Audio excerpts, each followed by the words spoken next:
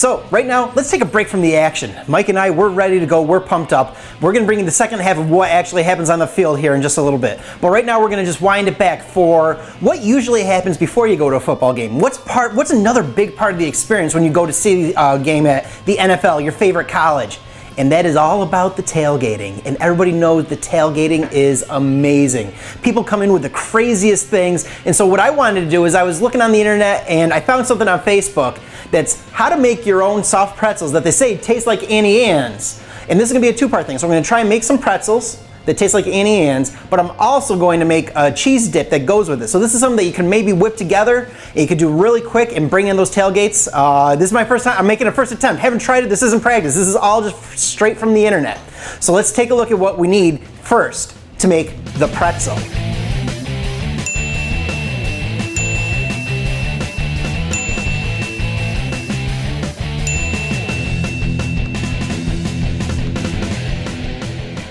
So to start off with the biscuits, what you're gonna do is you're gonna get yourself some biscuits here. And we're gonna open these puppies up. You wanna take one biscuit at a time, plop it in the middle, cut it into quarters or fours, however you wanna say it. So there you go. Now we have them all quartered, so what you wanna do is take one at a time, and you're gonna just roll them into a ball. Okay, once all those are done and rolled, then what you wanna do is get a little X. Cut a little X into each one.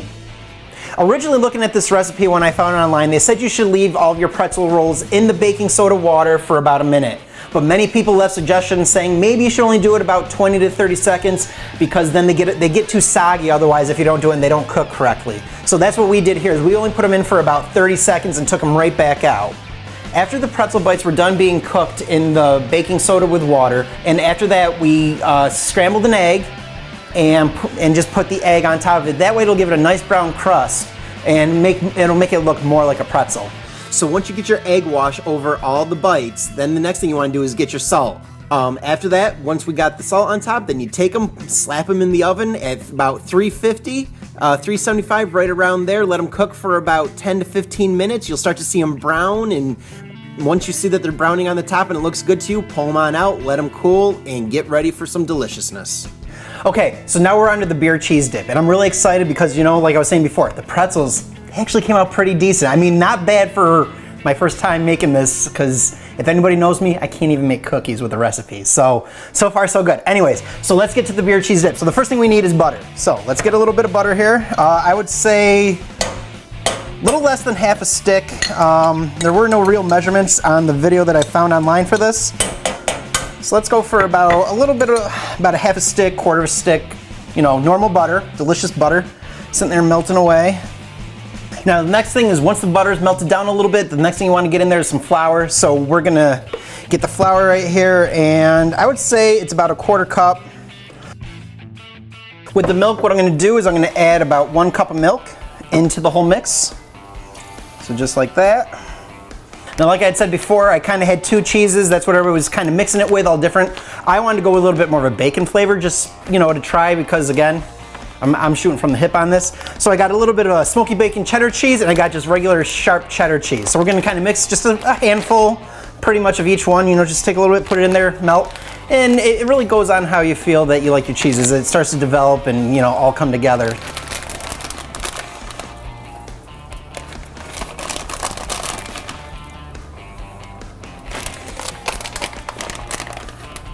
And now that I got all the cheese in there, I'm just gonna kind of whisk it together, separate, you know, start letting it melt and doing its thing here.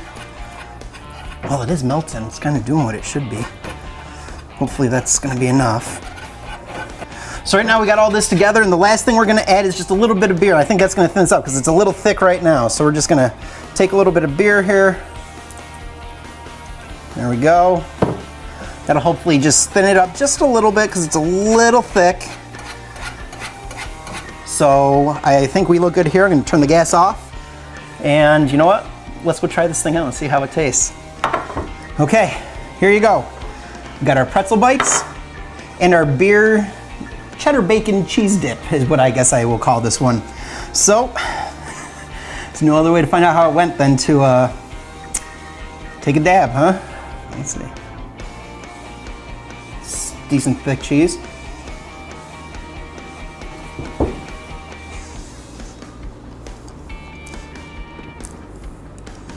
Not bad.